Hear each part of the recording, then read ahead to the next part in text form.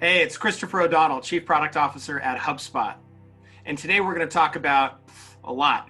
We're going to talk about the overlap between music production and technology. We're going to talk about giving your frontline people all the power in the business, as terrifying as that is, and how that can really go right for you. Stay tuned. Congratulations! You are tuned into Dov Baron's Leadership and Loyalty Show, the #1 podcast for Fortune 500 executives and those who are dedicated to creating a quantum leap in leadership. Your host, Dov Baron, is the founder of FullMontyLeadership.com. He's an executive mentor to leaders like you, a contributing writer for Entrepreneur Magazine, CEO World, and he's been featured on CNN, Fox, CBS, and many other notable sites. Dov Baron is an international business speaker who was named by Inc. magazine as one of the top 100 leadership speakers to hire. Now, over to Dov Baron. Welcome, dear friends, fans, and fellow aficionados of leadership excellence. I want to thank you for joining us here on this episode of Leadership and Loyalty Tips for Executives. Have recent events turned your culture on its head? Well, let me ask you, what do you need to do to up-level your leadership? Stay tuned because we're going to discover exactly what's next. I'm your host, Dov Baron. I am the Dragonist, and I'm here to assist you tapping into the one thing in your business that changes everything by transforming meaning into action. To find out more, you can simply go to dovbaron.com. That's DOVBARON.com. This episode of Leadership and Loyalty is brought to you by Magcast. Imagine having your own industry magazine. What would that do for your authority? Well, whether you're a coach, a content expert, or an emerging brand, it's hard to stand out from the crowd. So what if you had a proven way to increase both your perceived authority and your professional status in the eyes of your market, and you got to do it all at once? This is your way to go from being invisible to getting a meeting with anyone. To find out more, you can simply go to magcast.co. That's magcast.co, where first-time publishers create thriving magazine businesses. That's magcast.co. Remember, you can chat about this episode or any past episode inside of our Facebook and LinkedIn groups by simply looking for the Leadership and Loyalty podcast. If you're a new listener, new viewer, big thank you to you for joining us. Strap yourself in. We're about to go full Monty. As always, you can find us on Apple Podcasts, Spotify, iHeartRadio, or wherever you tune into podcasts. And we always need your help in staying relevant, so please go there, rate, review, and subscribe to the show. If you're a regular listener, big thank you to you for making us the #1 podcast globally for Fortune 500 listeners with a potential reach of 2.5 to 4 million listeners for every single show. We're honored and grateful to be cited by Inc.com as the #1 podcast to make you a better leader. You can also catch us on Google Home and Alexa by simply saying, play Dov Baron podcast. In fact, if you are a podcaster, you can actually join our community on Facebook. There's Podcast Delight. So I know that many podcasters listeners to us. All right, let's strip it down and dive right in. Business may never be the same. We're all sure of that things have changed. Culture will have to be reimagined and leadership will have to be transformed. But how can we do that, particularly when we run large organizations where we have to produce on a daily basis, weekly basis, monthly basis, as well as quarterly and annually? Well, let's find out together. Our guest on this episode is Christopher O'Donnell. He is the Chief Product Officer at a $7 billion company you may have heard of by the name of HubSpot, where he drives product management, design, and user experience for HubSpot's suite of products. Prior to his role, he led the product team building the HubSpot CRM and HubSpot Sales Pro. He also led the rewrite of HubSpot Marketing products, culminating in the HubSpot Contacts and the release of HubSpot 3 in 2012. He has also been a startup founder, an advisor, and product leader. Please put your hands together and help me to welcome technology product leader, musician, and currently Chief Product Officer at HubSpot and leader of the pop rock band The Providers, Christopher O'Donnell! Hey, Dov, thank you. Thanks for having me on. This is I've been looking forward to this very much. So it's a great honor. I'm excited to be here. Thanks, mate. It's good to have you on. So we always like to start with the same question. Who is someone that we might not know, might not even consider, who has been a major influence on you and on your leadership? Like I said, could be somebody we've never even thought of. Oh my goodness. I think I think Bob Marley, actually.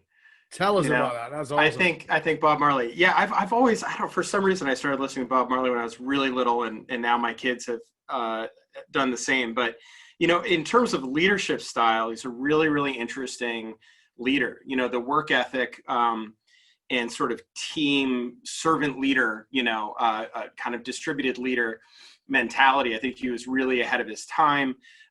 Deep personal relationships with his leaders that he counted on. And just, a lust for life, the idea that his entourage actually could field a national level soccer team wherever they traveled in the world. They had, and so just sort of that blending of life and work, while also having a commitment to excellence and being able to put the time and energy in. And then also just the personal generosity I really look up to. This was a man who really gave away basically every penny he earned to those who needed it more. So there's a lot to learn from him in many directions.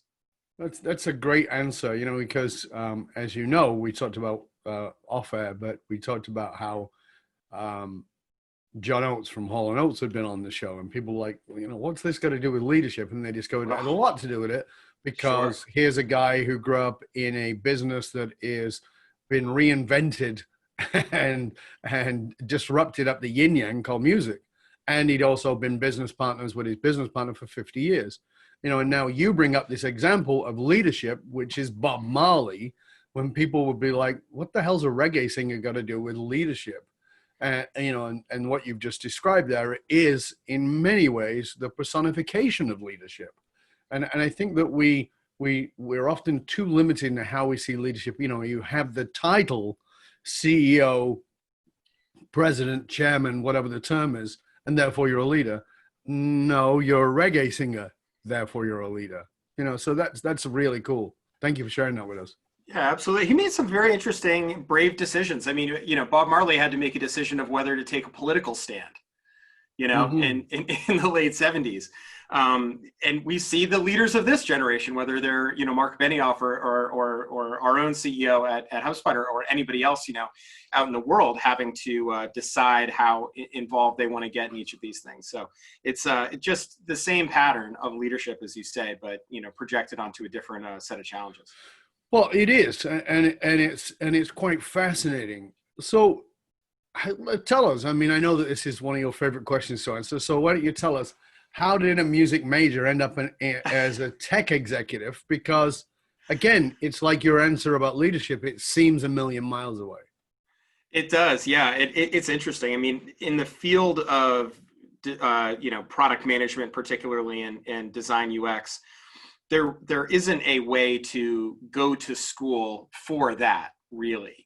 And so there are lots of different paths into it, but basically everybody in it at any level fell into it through some kind of trapdoor one way or the other, which is a cool thing about the field. I think actually Carnegie Mellon may have an advanced degree or an undergrad in product management now, but it is very improvisational. It is peer leadership. At any level. And that's one of the things I really love about it is, from an associate product manager who, maybe it's their second or third job in their career, to, you name it, chief product officer, or CEO, however you want to think about it, the challenges remain the same. It's really inspiring the people around you and getting people who can do what they do so much better than you could do what they do, and getting them in the room together, working together, the chemistry being right, and ultimately leading a team, again, as a peer, to build something that you could have never told them to go and build. And that's really where the music and music production and songwriting and product management and creating these software products become unrecognizably, the same. They are absolutely 100% the same thing. Trying to get people into a room to do something that you can't just give them the manual. You can't just tell them how to play their own part. They need to come together and maybe have a little bit of privacy from time to time, and then invite you back in as a leader and say, let us show you what we've done. That's the old Steve Jobs quote. Is you want people who aren't going to just go and do what you tell them, but people who come to you and show you what they've done and show you where this can all go. And so there's a lot to unpack in there in terms of making that happen on a day-to-day basis and creating the environment where that actually does happen. And you have some level of kind of top-down control. But, it's the same really across music and software, 100%. Egos, talent, disciplines, That's what I was just all going of to that say. stuff. So you've got, when we think about, and we'll use the metaphor for a while of music, but when we think about music, we think about pop stars, and we're often confronted with giant egos. When I think about leaders, often we're confronted with giant egos. And then you have collaborative bands, and then you have people who work with session musicians and are trying to convey an idea that's theirs that might become something bigger. So, you've got, let's say, Prince, who is this Steve Jobs of his world. Yes, absolutely. I think he's a great example of that, in that his genius was way beyond anything that he could translate to people. And so ended up playing every instrument on his albums and produced and did everything. But also that's a bit unbearable to be around, right? And Jobs was unbearable to be around. Then you've got other musicians who are so incredibly collaborative, the Peter Gabriels of the world, who bring everybody and bring different I love that cultural music example. in, Yeah. right? Peter Gabriel is a great, and for those of you listening, yes, I'm into music. Peter Gabriel, who was able to bring in cultural musics from around the world and create something that was beyond maybe what he had thought about.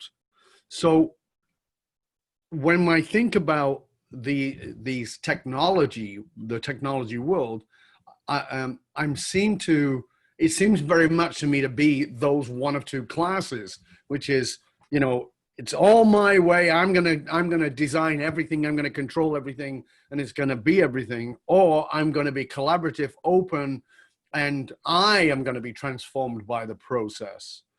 One might argue that Prince is more known than Peter Gabriel, and there's a greater influence on music than Peter Gabriel. I don't know that that's true, but one might argue that. But you're certainly of the ilk that says we need to bring the session musicians of the technology in. Tell us about why that's better. Yeah, and I do think that there are those two schools of thought. I think that's very, very real, in whatever experience I have. And the Steve Jobs model, it can work. It absolutely can work. You better never be wrong. You can get great people to come and work with you and follow your vision if you are just so set on exactly what you have in your mind, the way that Steve Jobs was, maybe perhaps the way that Prince was.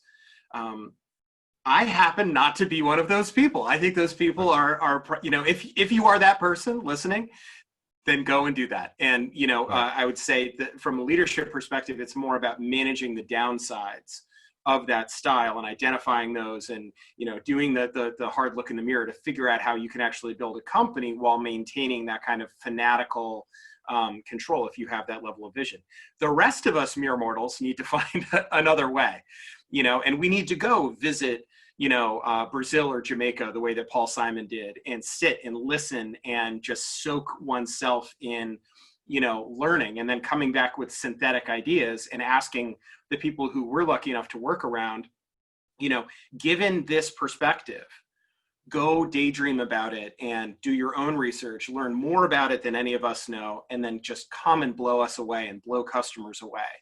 That seems to work a lot better for a lot more people. And then there's some commonalities here. I mean, Prince is a great example. Even he needed psychological safety. So as I understand it, the way that he would cut his vocals, he would have the engineer set everything up and then sort of dismiss her and do this in the middle of the night when no one was around behind multiple locked doors, because he couldn't sing on tape in front of other people. It just wasn't comfortable. And so that to me says a lot. And as from a leadership perspective, we all need to be thinking about that and thinking about what kinds of safety our people need so that they can take risks and so that they can go down these dead ends and then finally find something that's really amazing, and then invite everybody back in, to use the Prince analogy, invite everybody back in and say, okay, I got the take, check this out. And what everybody hears is the final idea, and not, whatever else he did along the way, and a lot of meandering, which he certainly did himself in his own private kind of way. So I love that. I love that example. There's some great nuance there. Let's go to that, because I think that's an important piece in the post-COVID world, which is the psychological safety to take risks. The pandemic created for many people a sense of uncertainty and lack of safety. And we, as companies and as leaders, and even as people inside of organizations, if the company, the organization is going to grow, has to take risks. Mm-hmm. So the risk management has shifted, has changed, and what was, somebody might say, yeah, we'll throw 50 grand at it, it's not a big deal, right? Now it's a different, that risk is a different factor now. Yeah, we can go to capacity, we'll be fine. No, you can't, because now you have social distancing or whatever it is.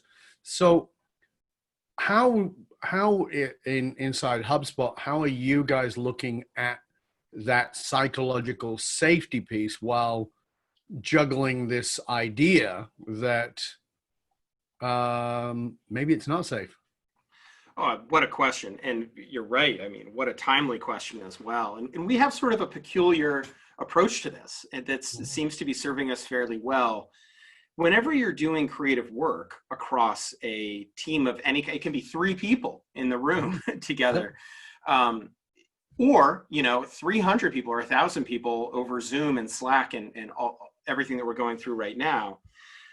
Having clarity of roles and understanding the kind of sandbox within which you have the creative freedom in the larger picture has never been more prescient, and so the inputs and outputs and being able to connect the dots. Like, one of the things that I look for is, can a software engineer on our team, over 2 sips of coffee, explain to the CEO why what he or she is doing today is connected to something that Brian is talking about, say, on Wall Street. Mm-hmm. And being able to say, okay, well, here's our mission as a company. Here are the big challenges in the next couple of years. Here are the product implications of those. Oh, and by the way, here's the part of that I work on. Here's what's interesting in the nuance around that problem as reflected into my domain. Here is our plan for the quarter or for the year. And today, I'm going to ship these 2 things to customers that are going to help. And, on their own, they may not seem like a huge news, but you can see that the trail and the narrative back to what the company is doing is very, very clean. When people have that, then it becomes a lot easier for them to sit down when they're trading off homeschooling little kids, like we are in my household, or, they have inspiration at 10 o'clock at night and they want to work for a couple of hours or whatever it is. Having that, what we call the strategic mindset, and being able to connect exactly what they're doing on a day-to-day basis to the big picture of what the company is doing, you're going to get excitement, you're going to get creativity, you're going to get productivity. And then back to that point of inputs and outputs, it's almost like if there's a deck, if there's a presentation on what the whole company is trying to do, showing people, hey, here are the 3 slides that are blank that you own. Mm-hmm. And the input is this, and the output needs to look like this. So here are the goals and guardrails. We use that phrase constantly. Mm-hmm. Here are the goals and guardrails. And once you have that as an individual contributor, or perhaps as a small team of 4 or 5 people, that gives you a lot more of the safety to try things. And mm-hmm. It also does something, I'll just end with this, it does something really, really spectacular, which is it leaves ownership of the result with the people who are actually delivering the result. So mm-hmm. You eliminate well, it didn't work, but you told me to do it. Right. You eliminate that. And you say, well, here's you want to give people problems, not projects.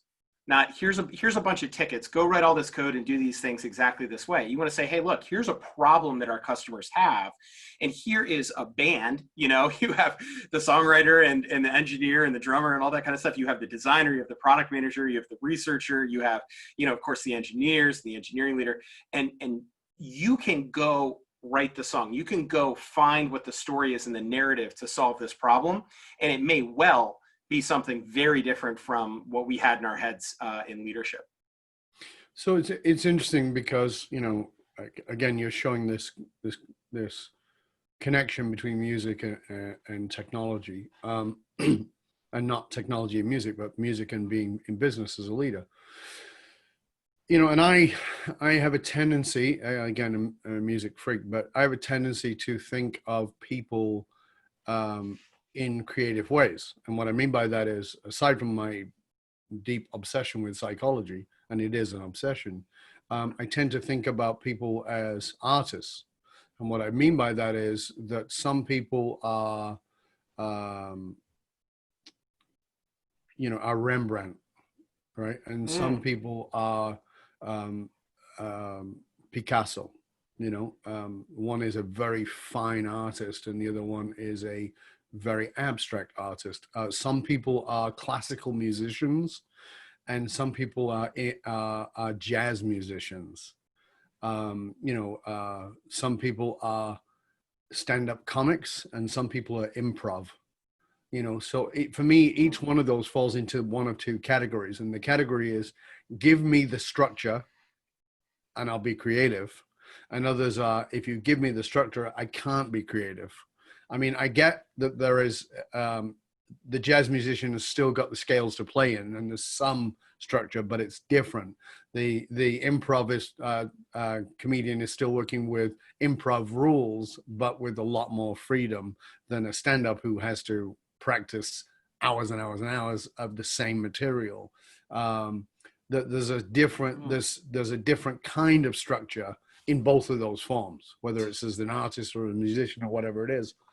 How do you, in the context of what you do in the company with HubSpot, in generating so much constantly, what as you said, you go into production 1,000 times a day, right? So how do you have people, how do you recognize who's the jazz musician versus who's the classical structured practice musician, and how do you bring them together? Yeah, well, we certainly don't have it all figured out, but I can tell you the leads that the leads that we're running down on that, and I absolutely love that analogy, and it holds in so many different ways back to, you know, Picasso being able to do very realistic pencil drawings at 17, 18 years old, you know, and having those fundamentals and the constraints and creativity that you may miss them. It may look like on our teams, it looks as though maybe the teams can do whatever they want, but that's not the deal. There's actually an enormous amount of structure. The structure is there so that they can make decisions that are good decisions for the company and for the customer, that are responsible, thoughtful, highly accurate decisions without having to run it up the flagpole. That's the key. It's not chaos, you know, it's not, and your point about jazz is very well taken. There's a great Adam Neely video on YouTube, by the way, where he talks about the fractal, the presence of fractals in John Coltrane's music. And so on one hand, it's, you listen to it and it's, you know, sheets of sound in that period and all the rest of it. And then you go into the math and you realize there is an enormous amount of logic and structure to everything that's going on, much more so than we can almost even comprehend. And I think that for software, or, you know, certainly for music, but for any creative art, it's absolutely that way. So a couple of ways of, to your point, of trying to understand, you know, how do you slot people in and work with them in a way so that you're not asking the classical musician to, you know, do 4 choruses of Donna Lee at 400 BPM, you know, where that's not going to work out because it's not kind of how they view the world, and kind of vice versa. A couple of things. I'm a big fan of DISC, which is one of these 2x2 personality frameworks that's out there. And there's Myers-Briggs and there's Enneagram, and there are a bunch of these. I find them all very interesting and fascinating. For work, I find DISC to be actually very applicable and very useful. So understanding and developing some intuition around where people are in terms of their work behavior style, which can be different from how they actually, act in their personal life, but how they approach work in that kind of framework. Are they more architectural? Are they more detail oriented? Are they more competitive? Are they more inspirational? Are they more of a highly emotionally intelligent kind of peacemaker? The level of detail orientedness and skepticism. Having a sense of that is to me a no-brainer. The next kind of frontier for us that we're playing with in leadership is very specific, and it's rooted in what we believe is the reality that all of this leadership is storytelling. It's all storytelling. If I'm gonna tell the team what the product roadmap looks like for the year, that's a story, and it should involve people and faces and lives and feelings and human emotion, and it should be memorable to you, right? Wall Street, investor relations, and the analyst notes that come out, it's storytelling. It's storytelling. And you want it to be the true story. So in all of these places, you're doing storytelling that is memorable and authentic and relevant and meaningful to the people who are hearing it.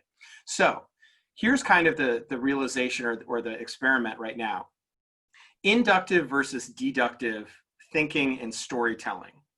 And, I think from a leadership perspective, it's becoming very clear that different types of problems with different types of people require radically, diametrically different approaches to how you tell the story. So, of course, deductive is I'm going to tell you what I'm going to tell you, and then I'm going to sort of build out the argument in a tree structure down from that. Whereas inductive is once upon a time, there was a customer who X, and then you lead that into a larger, more global realization, and then you lead that into the path forward, and you end with, here's the thing I need you to do. Here's the thing we need to do. Here's the task at hand. And for whatever reason, I find no matter how hard I try, if I use the wrong approach with the wrong problem, with the wrong person, if I don't get that kind of right, it doesn't matter how tight the story is because they're just not with me on the story.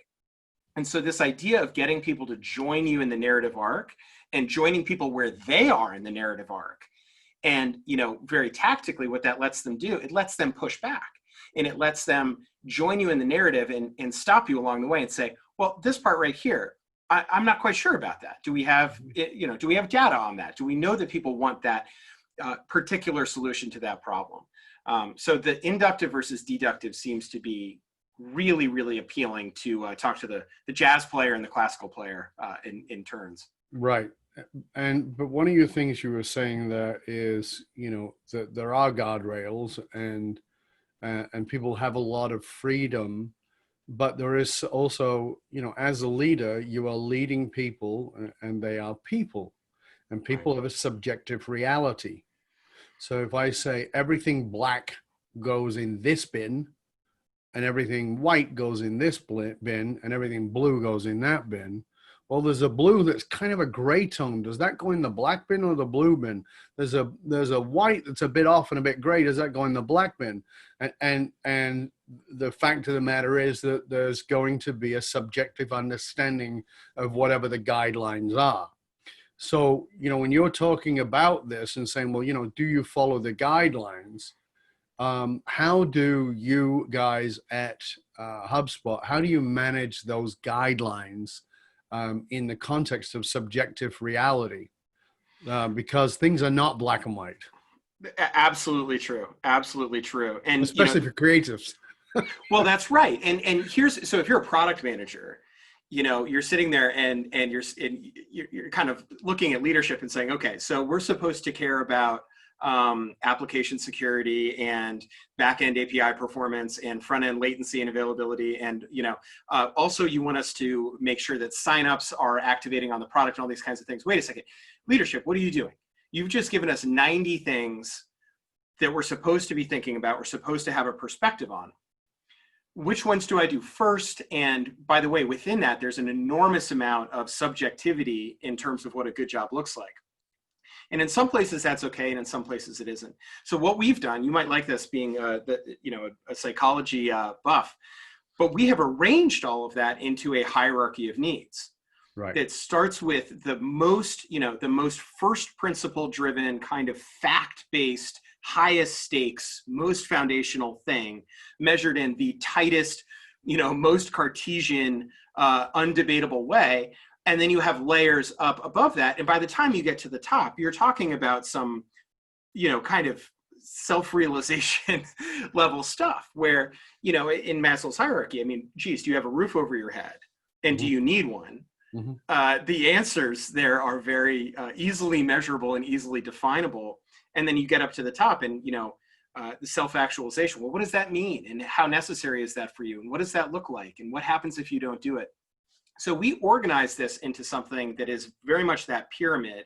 And then we give teams the measurement to be able to see how they're doing across all of those spectrums. And we have a very lightweight way for them to have a conversation with leadership about it, which includes the dashboard says this thing is blue, but we talked about it as a team, and here's kind of where we think the line is in terms of color saturation thresholds and all the rest of it.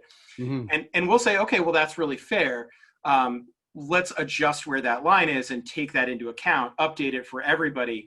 And so we're constantly kind of trying to have a dialogue and update those rules so that the subjectivity does kind of go away. And those guardrails exist so that then within that, the teams know exactly where they can move and groove, and what is sort of non-negotiable in black and white. And that's really helped us a lot. That's been very popular. So, with what you do within the organization, and I mean, I think you said, that you go to production 1,000 times a day.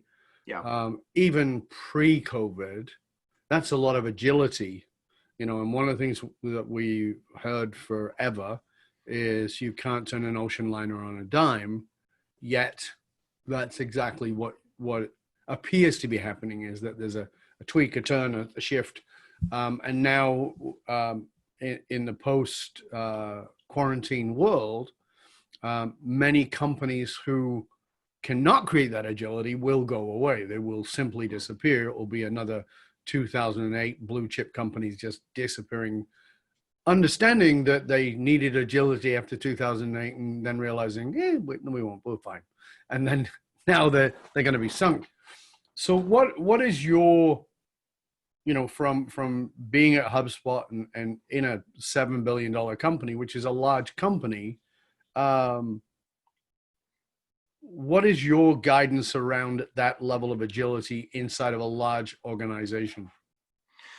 The ocean liner metaphor, we're both big metaphor fans, I think. But the ocean liner metaphor is perfect. Yeah. Just a little bit. Yeah, it's perfect. It's absolutely perfect, because you know what? And I actually use this with Brian and Dharmesh, our founders. I say this is a giant ship, and we can't turn the whole ship on a dime. We really can't. Now, the process for charting that course doesn't need to be the same process and culture for deciding how to make sure all the food at the buffet is safe and hot, or how to make sure all the silverware is cleaned, or how to make sure all the crew gets enough rest, or how to make sure the decks are clean. Those are different problems at different levels of granularity, and the ownership doesn't need to be entirely with the captain of the ship. Right. The captain of the ship can take orders. It's okay. I can take orders from the founders and still have a team where I feel like I have an enormous amount of creativity, and my team feels like they have an enormous amount of creativity. I mean, it's just the difference between, are we sailing to the Bahamas, or are we sailing to, the Isle of Wight? Like those are pretty different things, and you need alignment around that. And so for our culture, it's much more, communicating where we are going on that ship, communicating why, communicating what customers expect out of that voyage. Why are they taking that voyage? Is this, there's a big difference between a wine cruise, on the Seine, and, with a bunch of highly educated people who are there to sort of network and read and do these kinds of things, and, a booze cruise or a Disney cruise with kids. Like those all have very different, very different purposes. And, we would look at that and basically say, we are fine with some top-down direction, but what we want to do is we want to have the ownership. Actually, Disney's a pretty good example, because they're famous for, every cast member, they call their employees cast members. all of those people being able to help you with any problem. Ritz-Carlton is another great example of this. Yeah. And so there's no question. I did a Disney vacation with my family last year. There's no question you can ask anybody who works there on payroll that they can't either answer or get you an answer to very quickly.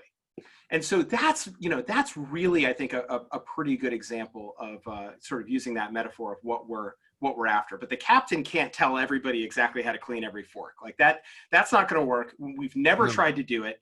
And in a post-COVID world or a COVID world, it helps because, in leadership, we're having people come to us and say, given the problems that I'm trying to solve, here's where I'm stuck. Here are my ideas. Here's the creativity. So one of the things you talked about is this, what you called a counterintuitive culture. Tell us what you mean by that, because I think that's profoundly important today. Yeah, one of the first things that people notice, particularly when they're mid-career, they have some experience and they come into our teams, they realize that the small team autonomy is very real. And it's kind of, in the part of the world that I work, in tech, that's the standard sort of recruiting selling line. Oh yeah, lots of power on the front lines and autonomy and, come and go, make your own hours, all this kind of stuff. And the reality of it is in most places, not that. And it is micromanaging and it is top down and all the rest of it. And a lot of burnout. And a lot of burnout. That's Technology is famous for using people as fuel. Just throw them in the fire, burn them out, and replace them. And let's dive into that, because that's exactly the question. Why would I, in this kind of role or as a product manager, get burnt out? I'll tell you, the fastest way to burn me out would be to tell me to go do something. I feel like I go and do a good job at it. The company's not happy with the financial result, and they blame me. Mm-hmm. And maybe it's my fault, maybe it isn't, but it doesn't matter. It doesn't matter, because I have been given a solution, and going through and failing when you're giving solutions will burn you out. Being given problems, it's the same work, but it just changes the mentality where even if I fail or even if I haven't found the answer, I feel, number one, like I can get up again and go get the answer. And number two, it's part of my journey in learning. And that by failing and succeeding, I'm actually adding more value to the company and I'm growing in my career. And so it's really, you want the bad days to start to feel like they have some purpose, because we were rated the number one place in I think the US to work by Glassdoor, a large company. But there are bad days. We all have bad days. We're human, and it's hard. And so the question is, how do you create a culture and a leadership paradigm, forgive the expression, where the bad days actually still add some value? So is that the counterintuitive to the culture? I think it is. I mean, I think what's counterintuitive to people is that we actually put our money where our mouth is and trust people to, as you say, go to production 1,000 times a day. Yeah. We have a product demo every month, and it's absolutely incredible. It's an hour long, and it's absolutely incredible. And it's all software that's live working in production for customers. And every month I go to that demo, and maybe half of it, I didn't necessarily know that we were doing the particular thing that I'm looking at. Right. But here's the point. It's better than what I would have thought. It's sort of saying to people, do the thing we're asking you to do, or come up with something better. And that's the counterintuitive part. It's like, how do you actually execute on an aligned mission by giving all of these teams that much power? It seems like one or the other, particularly for Fortune 100, Fortune 500 folks that I talk to, they say, well, this would never work at my company. So, well, it might. Well, so one of the things that I'm hearing here around these guardrails and creating this environment of safety to create, one of the things in the work that we do with organizations is really finding what we call their dragon fire. And that's not passion, it's not mission, and it's deeper than purpose. And oftentimes, we always find that companies that have a really solid connection to their own dragonfire, to knowing what it is, that why they're here, and what is the problem they're solving in the world that matters emotionally to not just the organizers, or not just the founders, or not just the president, not just the executive team, but to every member of the organization, creates solutions to that, because we all give a crap. We all care about that thing. And it sounds like that's what you're talking about inside of HubSpot is.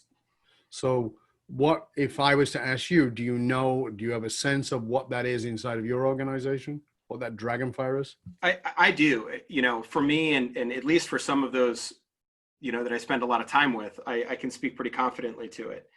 And it's so different, it's so different from the shiny kind of marketing message or the strategic kind of analysis of this, like, oh, you're building SMB mid-market CRM suite stuff and, marketing technology, but bundled together with sales, and you're doing this free CRM and all this kind of stuff. It's like, yes, we're doing all of that. And we're proud of it, and we love it, and we love CRM, and we love building all that stuff. The dragonfire comes to me when, I got stopped last summer during we have an event called Inbound, and we have 25,000 people come to this event. And I got stopped in the middle of a street by this woman, probably in her mid-40s. And she was calling after me, and no one was around. Luckily, there were no cars around. And so I joined her, and we made our way to the curb where we were a little bit safer. She introduced herself, and she was very, very happy. And she told me the story of the last few years of her life, which included being in a role as a marketing director where she didn't really feel like she trusted her leadership team, didn't love what she had to do on a day-to-day basis. They were doing a lot of, cold email blasts and all this. And so she was going into work every day and just feeling kind of yucky, feeling kind of stuck. She found out about us, and she learned there's a different way to do it, and that it's a methodology, and that it's a way of thinking, and that there's a tool set and all the rest of it. And she learned it. And she took that, and she said, I found this CEO 20 miles from my house in upstate New York, and he's got this small, industrial manufacturing company. And these people are just so nice. They're so cool. They have such a great vibe going on, and they needed all of these things done, and they had no idea how they were going to get them done. So I switched jobs, and I went and I worked there, and I came in, and in the first 90 days, and I stopped her. I said, they must have thought you walked on water. She said, yeah, I redid their website. I did all this stuff. And the ease with which she's telling me this story is so impactful to me. Mm-hmm. And then she says, and by the way, I can take a week off to come here to Boston and hang out and meet other marketers because everything's automated. I have everything set up back at home. And so when, I'm getting pinged right now from the PM on the automation product. It's like, I want to grab him and say, Jesse, never forget that we're doing this so that people can take a week off, so that people can further their career, so that people can leave early to go to a kid's soccer game. So that people actually can leave an environment where they don't feel ethically and morally, inspired. Aligned. Yeah, or aligned. Right, exactly. You can leave. And so to me, the dragonfire it's personal freedom. It's personal freedom. It's not the software. It's everything that all of this gives you. And well, it makes sense that the software is free to start. It makes sense that we have this academy where you can learn how to use it all. All of that stuff makes sense when we say the mission is not software. We sell freedom. We sell careers, and we sell freedom and flexibility. And that, any day of the week gets me going. That's fabulous. Let's take a little break here for a moment. And because I want to remind you that this episode of Leadership and Loyalty is brought to you in part by our other podcast, Curiosity Bites. Curiosity Bites is the answer to the question, how can we bring people together who completely disagree? This is exactly what your mind, your heart, and your soul has been craving. It's your chance to sit in on real and often intense conversations with some of the world's most interesting people. Everything including astronauts, neuroscientists, philosophers, holy people, quantum physicists, skeptics, entrepreneurs, entertainers, and even some folks you might think of as a-holes who are truly fascinating. Simply go to dovbaron.com, that's DOVBARON.com, and find out how you can sink your teeth into another episode of Curiosity Bites. I promise you, it is Fascinating. So, Chris, coming back here, this is an amazing conversation. Let's you are still a musician. You're still with your band. You've still got that going on. Is that an example of what you were just talking about the freedom? Because your role is you're a pretty senior guy in a pretty senior company. A lot of people think of those roles as being 80-hour-a-week roles, and certainly no time for two small children, which you have, and music.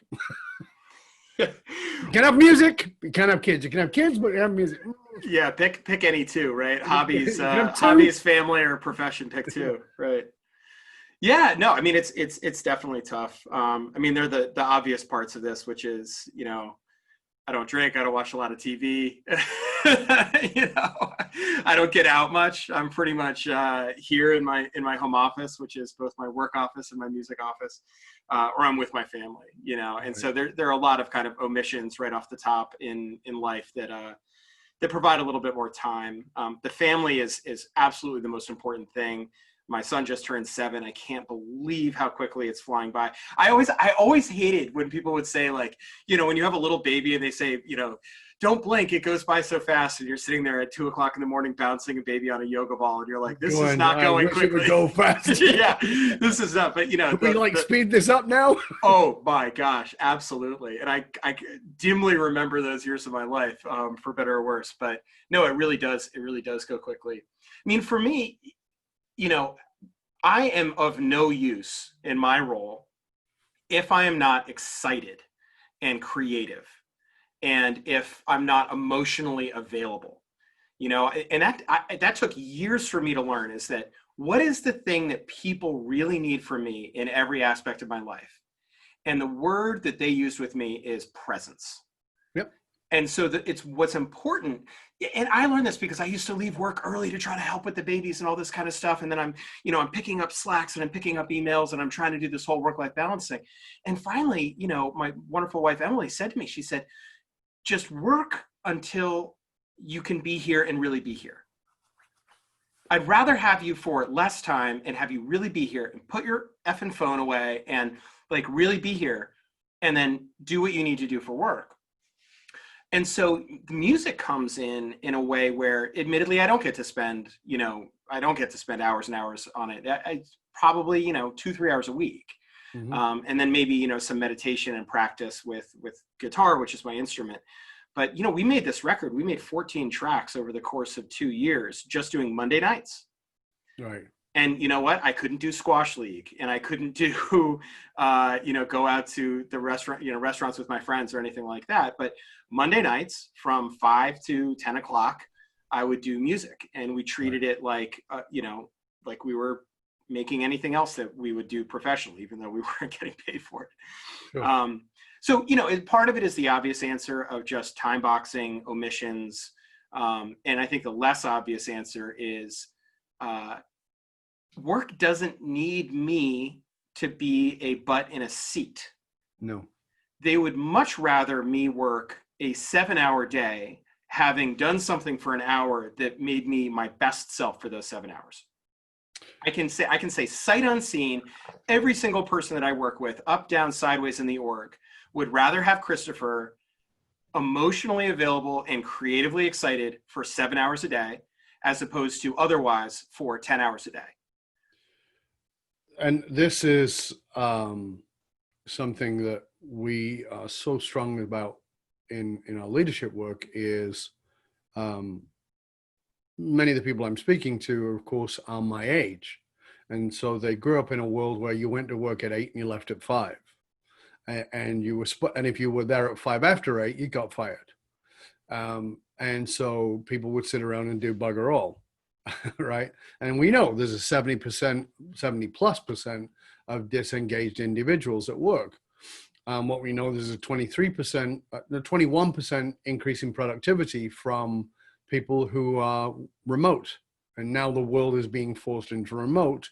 Now people are trying to understand how to do that while changing diapers and homeschooling and many other things that are demanding of their time. But the issue that we always talked about was, do you care about hours or do you care about productivity? And the answer is productivity. So if you're more productive between 10 p.m. and 1 a.m. than you would be between 10 a.m. and 1 p.m., then you're in the wrong time zone for you. Right. And then facilitating that is about being emotionally available, creatively available, all those kind of things. With HubSpot, how much before the pandemic stuff and the quarantine stuff came, how much of your sort of workforce was bricks and mortar, sit in the office, versus being out in the world remotely in whatever form?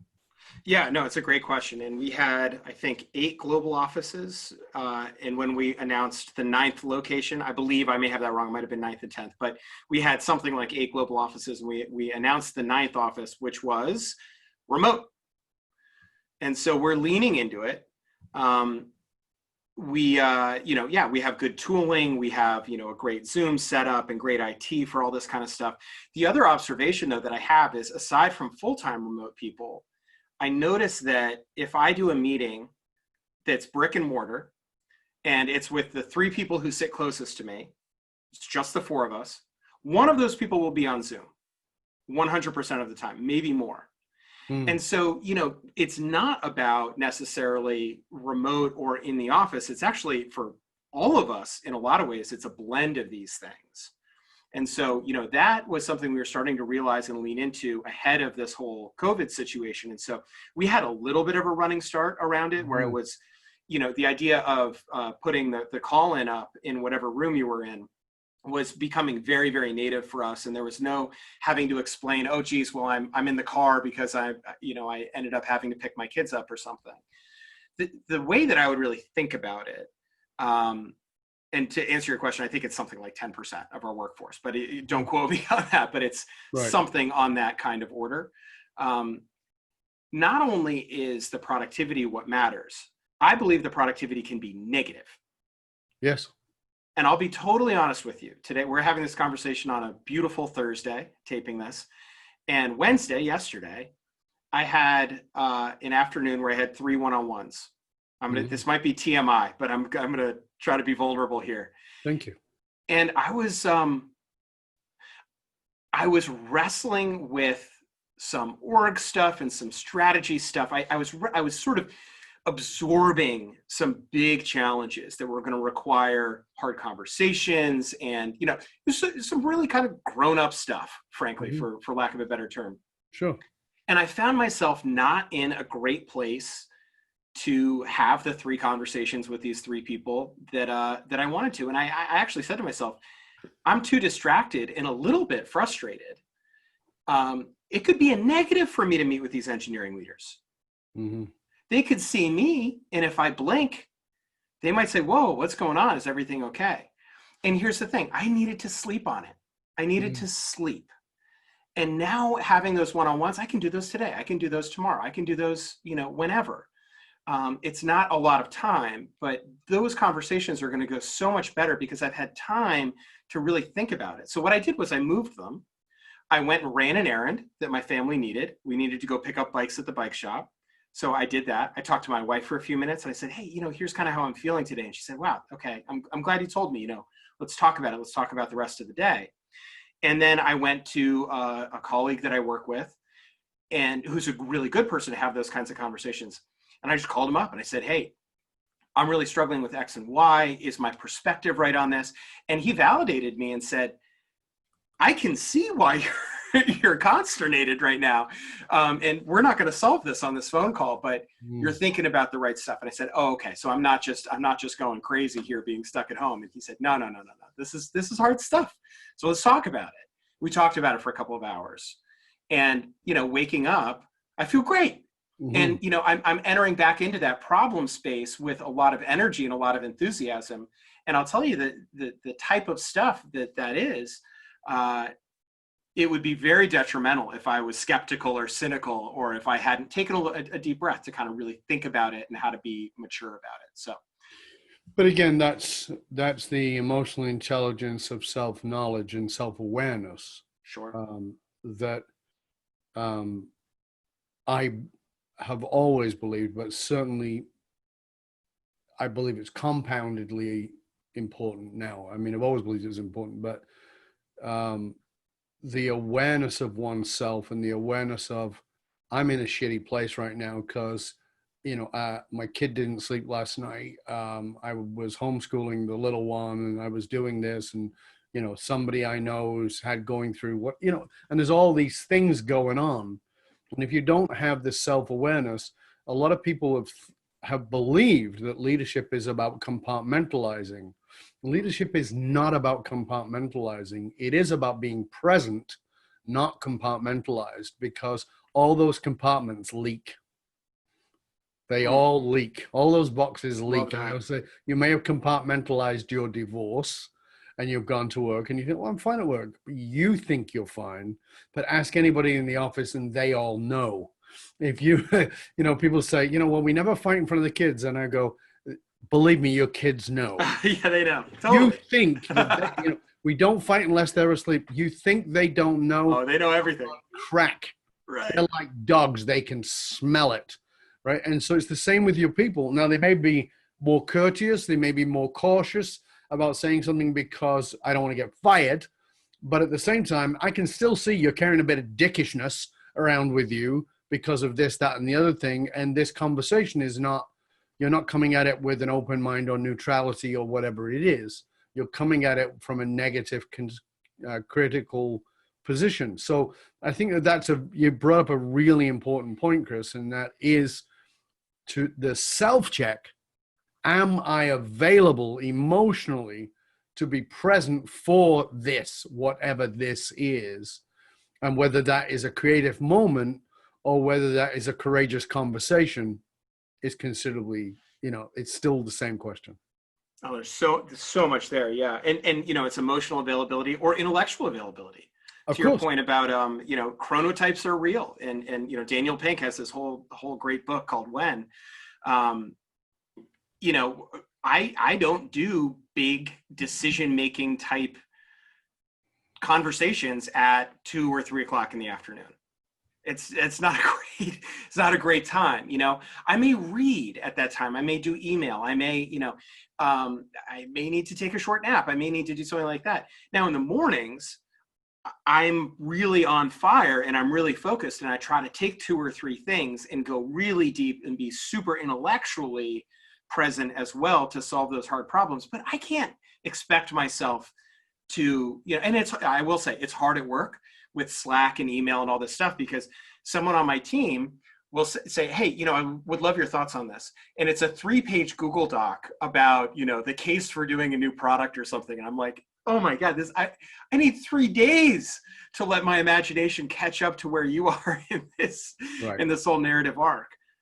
So it's the different kinds of availability. For sure. That's another thing around leadership here, is that the importance of not only self-knowledge, but this again is the emotional intelligence of being aware that other people are not always in the same space you are. So right. For instance, like you, I definitely not my best time to be making big decisions at 2 p.m. I actually will end up frustrated and irritable. But I can make those decisions usually first thing in the morning or very late at night. And it's interesting. Oh, that's interesting. So I have 2, right? So yeah. If I have a second wind, my second wind is usually later at night. It's so I could easily leave the TV and whatever it is at 9 o'clock and come and work and actually be in a great space for 2-3 hours. Oh, isn't that and interesting? I'm also really good at 5 o'clock in the morning. My wife likes, she's definitely 5 o'clock in the morning. She'll actually get up at 5 o'clock and work for 4 or 5 hours and do amazing things that she's not really available for at 2. So we both have that same sort of thing. But there are other people who only come into their peak at 1 p.m. After lunch, they're like, yeah. And I'm like, okay. Software engineers, all the software engineers, it's like they're on a different time zone. It's like, right. And so this 1 p.m. to 1 a.m. Yeah. Right. So you've got to recognize that in people. Right. And so again, for me, the guideline is not time. The guideline is emotional availability that gives them the energy to have intellectual availability that gives them the availability to creative availability. So it's emotional, mental, creative. Those two give the third piece. And being a leader today means that we have got to facilitate that on a much broader scale than we've done. And I think that this is going to be one of the great changes. Chris, we are very, very close to the end here. There was lots more we could have gone into, I know. But before we go, I'm going to ask you to tell us a little bit about how people can find out about you, about what you do, about your resources, all of those kinds of things. But before I do, I always want to know, what is a piece of practical advice that you would like for leaders listening, watching, and have them to say, you know what, go do this in the next 24 hours. It's going to really help you with what it is we've been speaking about here. Yeah, and it's a human thing. Absolutely, which is look at the people that you're managing directly and maybe down in the org, and imagine that you knew you were going to work for them in 5 years. And what would you do if your only job was to get them ready to manage you in 5 years? And if that's meaningfully different from how you lead today, there's a real opportunity there. I said that once to Brian Halligan over dinner, our CEO. We were talking about this modern leadership, servant leadership stuff. And I said, I really try to manage like I'm going to work for some of these people in 5 years. And he laughed and he looked up at me and he said, you know what, Christopher, you just might. Mm-hmm. Yeah, it's actually a good point, right? So in many ways, you're asking people to stop and say, to put, the empathetic, compassionate, put yourself in their shoes. Only now because now you're the employee versus the employer. You're the managed versus the manager. Yeah, it's if you think of your precious resources, your time, your energy, your credibility, money, whatever else it is, using your credibility and your capital to invest in the next generation of leaders is the best thing you can do for your career. And by the way, the best thing you can do for your day-to-day sanity and for actual performance and results in the role, if you ask me. I love that. Thank you. So Chris, would you please tell our audience where they can find out more about you and all your wonderful resources, whatever it is you want people to be able to have access to? Absolutely. I mean, the first part is, if you're curious about HubSpot, and this sounds like a cool place to work, we are hiring in every department. HubSpot.com/jobs. Go check it out. Don't be shy. Don't let the imposter syndrome that we all wrestle with, yes, we all wrestle with it, keep you from reaching out and introducing yourself and popping your LinkedIn and your resume in. We'd love to get to know you. We're doing more and more remote hiring. Again, all roles across the company. So don't be shy. And also look up the providers on Spotify and check out our site, theproviders.com. Check out our music. You might just like it. Thank you. Why the providers? The providers. Oh, well, it's funny because, my thing on Twitter is coming up with joke band names. And then came the day when we needed a real band name. And so we went through 500 or 600, and it was a combination of a lot of goals and guardrails, actually, as a matter of fact, that we had for that. It needed to be available. It needed to have the trademark. And we just love the idea of responsibility and commitment and, providence, being there, being reliable, being loyal, and sort of playing that role. So all the way back to the Bob Marley example. Full circle, my friend. Full circle. Yeah, exactly. Is Bob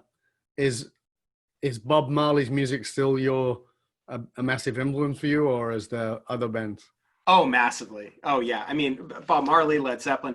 The Providers is really driven from the 70s kind of rock explosion and, the interdisciplinary, intercultural stuff, the Paul Simon, Peter Gabriel that you're talking about, mixing all of these different sounds. And then a lot of the techniques, the playing and the instruments and the recording techniques of that period of time, 70s and into the 80s.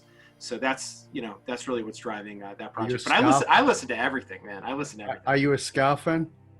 Yeah, I was into ska when I was younger. Message to you, Rudy. Oh, absolutely.